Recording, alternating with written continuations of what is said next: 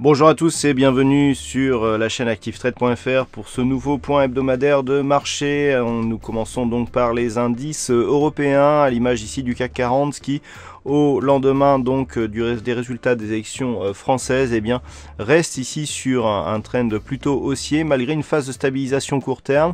Nous avons validé ici la rupture haussière des 5352 points et ce niveau agit désormais comme support. Donc du point de vue de la dynamique et malgré la tentative de cassure que nous avions eue ici à la veille du premier tour, nous avons une dynamique qui redevient haussière malgré les indicateurs ici qui nous donnent un signal de consolidation puisque nous avons ici une sortie de la zone de surachat. Pour ce qui est du RSI, le stochastique s'est neutralisé et le MACD nous donne une petite dynamique légère haussière de stabilisation ici au-dessus de ce support. Alors, on le voit, la consolidation se fait par le manque de dynamique d'un point de vue court terme actuellement, mais tant que le support ici des 5352 tient bien, nous n'avons pas de vulnérabilité à court terme, d'autant plus que les cours se stabilisent ici au-dessus des moyennes mobiles 20 exponentielles. Donc par contre, pour être validé dans sa continuité, le CAC 40 doit casser ici les 5443 points futurs. Sur le DAX, la configuration est sensiblement identique avec ici une phase de hausse qui se stabilise. Nous sommes toujours sur un trend bien haussier malgré là aussi la cassure que nous avions eue à la veille du premier tour des élections françaises. La zone ici des 12 419 points, précédemment résistance, a été validée en tant que support. Suite à cette dynamique, nous sommes venus ici marquer un point haut proche d'une nouvelle zone de résistance à 12 823 points. À la suite de cela, l'indice allemand se stabilise juste sous cette résistance. Donc là aussi, nous sommes sur un signal plutôt haussier, malgré une configuration sensiblement identique ici sur le RSI et le stochastique. Le MACD est un peu moins positif que sur le CAC 40, malgré tout. La dynamique reste fortement haussière, mais devrait valider une rupture ici des 12 823 points pour valider un signal de continuité. Sur les indices américains, nous sommes toujours ici au sortir d'une tendance moyen terme haussière et donc le S&P 500 évolue sous une zone de résistance majeure à 2396 points. Cette zone ici est un peu floue, on est entre 2395 et 2400 points.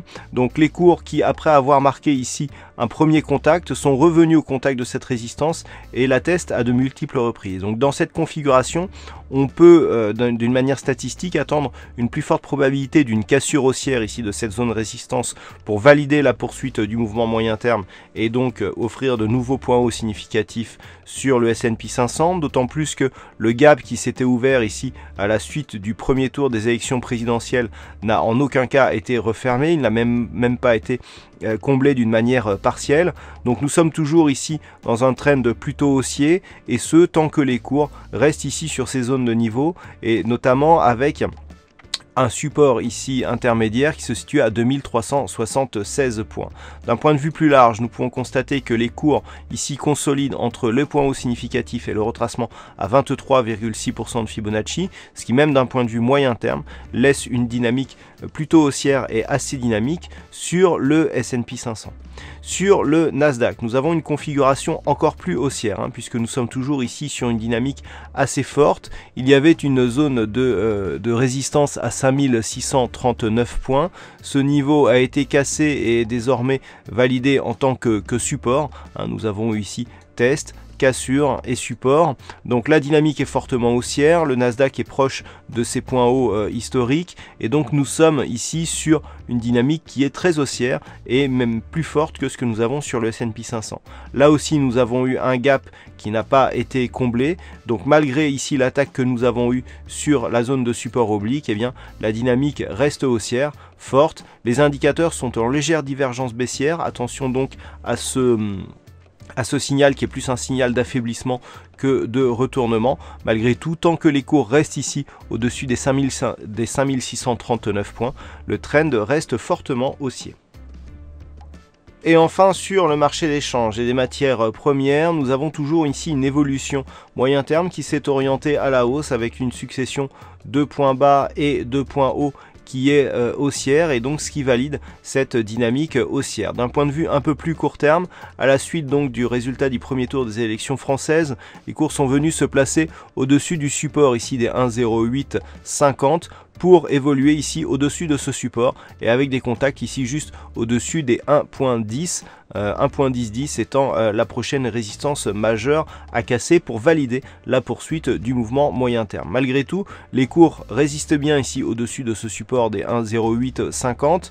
Du point de vue des indicateurs, on est sur une dynamique plutôt haussière, à l'image ici du stochastique qui rentre dans sa zone de surachat. Le RSI lui est relativement neutre. Le MACD confirme la dynamique détectée par le stochastique. Malgré tout, attention, d'un point de vue très court terme, les cours évoluent ici entre la bande de Bollinger inférieure et les moyennes mobiles 20 exponentielles. Donc cela ne remet pas en cause le fond de la tendance qui est naturellement haussière, mais ce tant que ce support ici des 1,0850 n'est pas cassé à la baisse.